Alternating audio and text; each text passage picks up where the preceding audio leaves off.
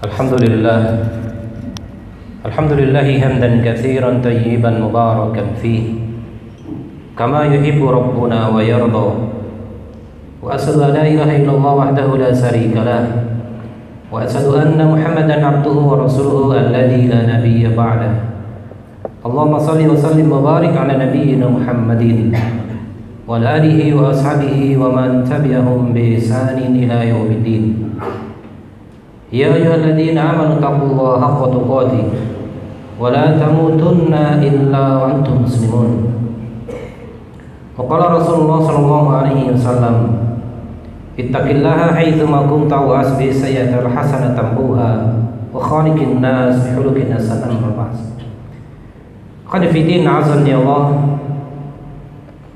Dalam salah satu tulisannya dalam kitab Suwar min Hayatut Tabi'in, atau yang sering kita sebut dengan kisah para tabi'in, Dr. Abdurrahman Rafa Al-Basha menuliskan sebuah kisah tentang seorang ulama besar kita yang bernama Al-Imam Rabi'ah Ar-Ra'yi.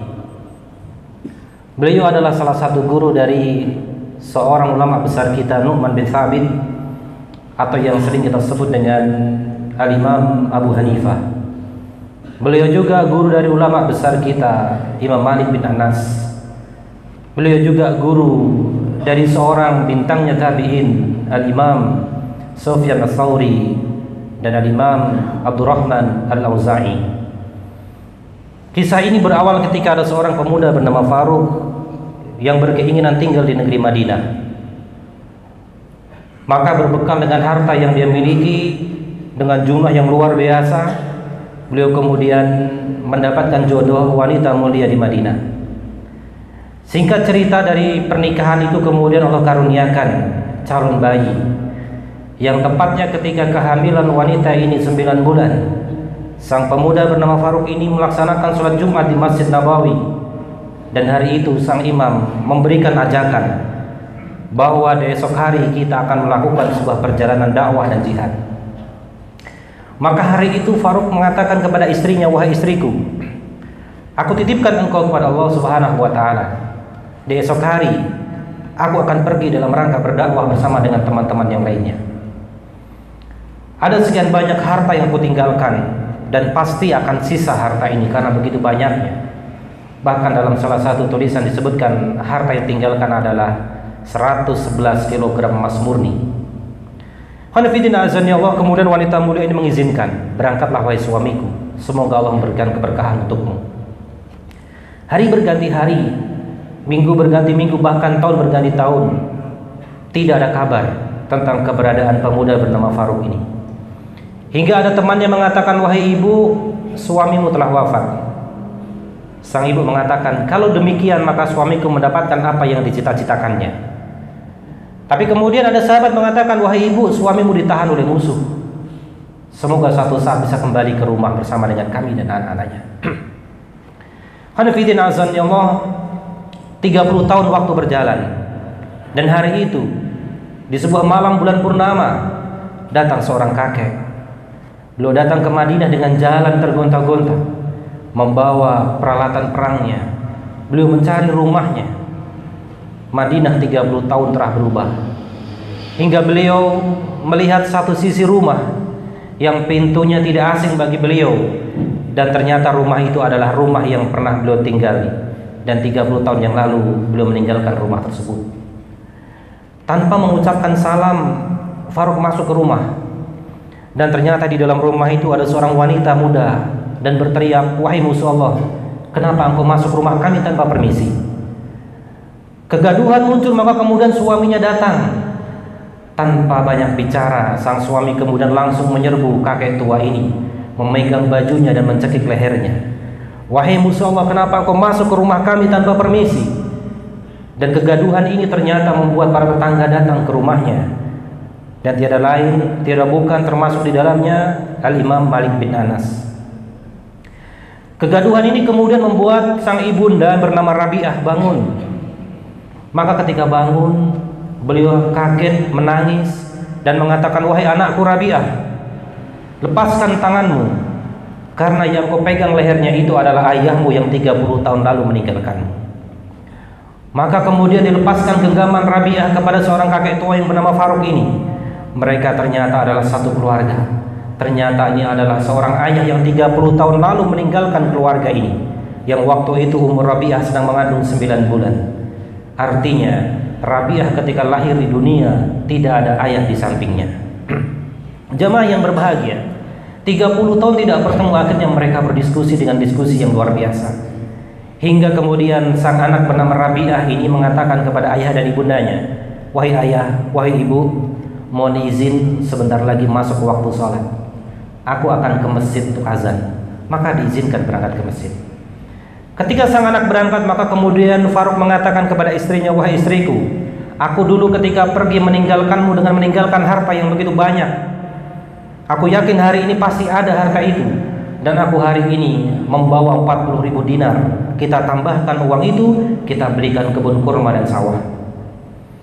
Sang istri kemudian bingung untuk menjawabnya, jamaah yang dirahmati Allah, karena uang itu telah dihabiskan oleh sang wanita mulia ini untuk keperluan pendidikan anaknya yang bernama Rabi'ah.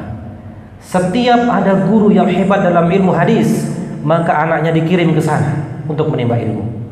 Ketika ada ulama yang ahli dalam tata bahasa Arab, maka anaknya dikirim ke sana, dan guru itu dimuliakan dengan materi yang dia punya.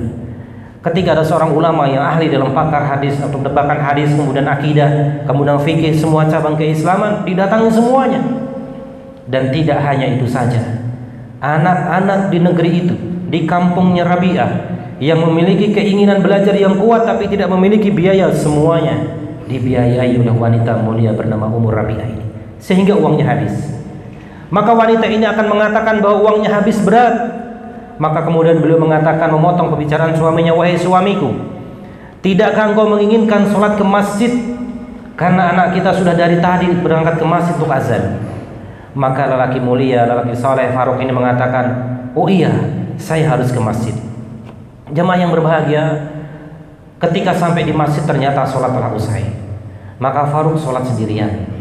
Dan setelah itu beliau berziarah ke makam baginda Nabi SAW.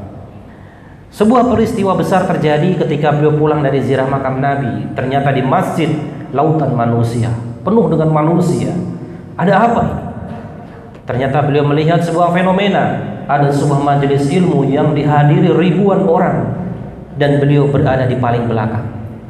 Maka kemudian beliau mengatakan, berdoa dalam hati, "Ya Allah, alangkah indahnya ketika ulama yang di depan itu adalah anakku."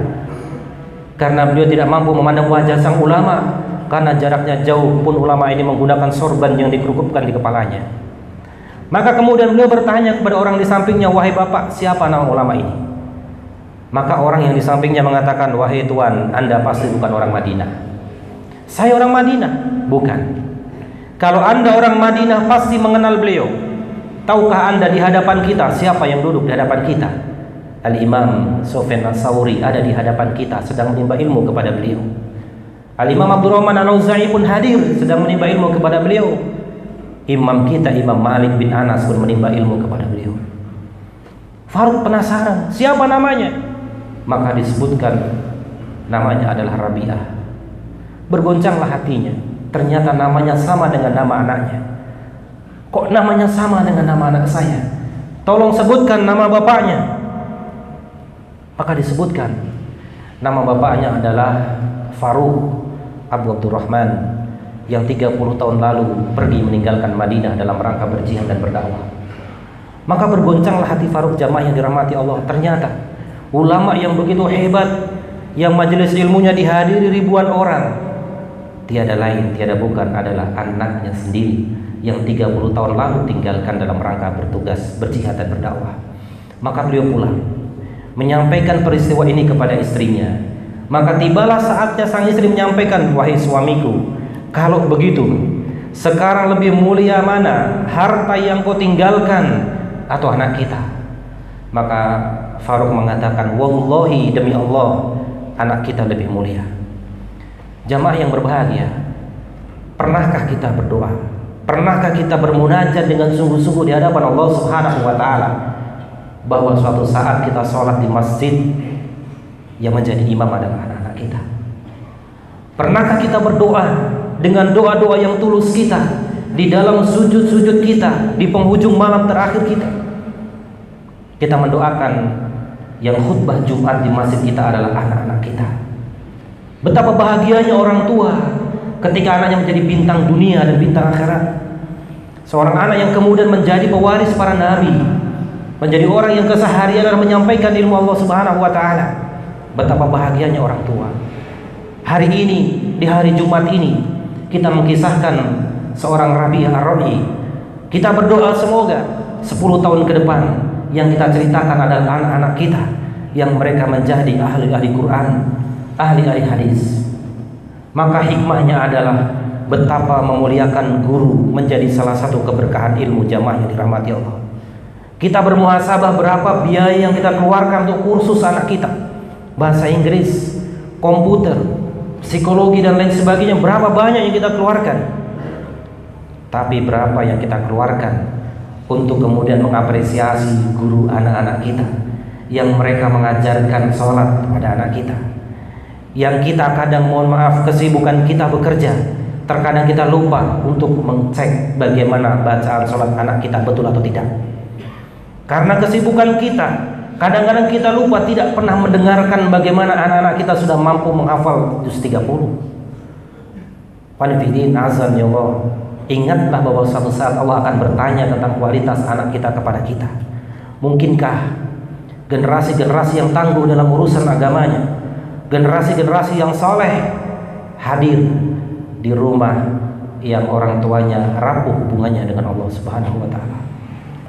Yang terkadang kita subuhnya telat, yang kadang Al-Quran hanya menjadi pajangan bagi kita. Bahkan tidak sedikit di antara kita yang kemudian memberikan harta haram kepada anak-anak kita, istri kita di rumah. Kalau demikian yang terjadi, kesolehan apa yang kita harapkan dari rumah kita? Kesolehan apa yang kita nantikan dari keluarga yang kita pimpin ketika kita rapuh hubungannya dengan Allah Subhanahu wa taala? Ada saatnya kita berhenti sejenak untuk merenungi perjalanan kita sebagai seorang ayah hari ini. Ternyata banyak dosa-dosa kita kepada keluarga kita. Ternyata rapuh kita hubungannya dengan Allah Subhanahu wa taala. Kita rapuh dalam urusan ibadah, tapi tangguh kita dalam urusan dunia. Qanifidin azan ya Allah. Mudah-mudahan khutbah yang singkat ini memberikan kekuatan kepada kita sekalian untuk menjadi orang tua terbaik bagi anak-anak kita, yang mereka bangga di dunia memiliki ayah seperti kita, dan kelak di akhirat mereka bangga karena kita memberikan fasilitas pendidikan terbaik di dunia ini. Dan harapan kita semua kita dikumpulkan di surganya Allah Subhanahu wa taala. Barakallahu li wa lakum fil Qur'anil azim. Wa nafa'ani wa iyyakum bima fihi minal ayati wa dzikril hakim. Wa taqabbal minna wa minkum tilawatahu innahu huwas samiul alim.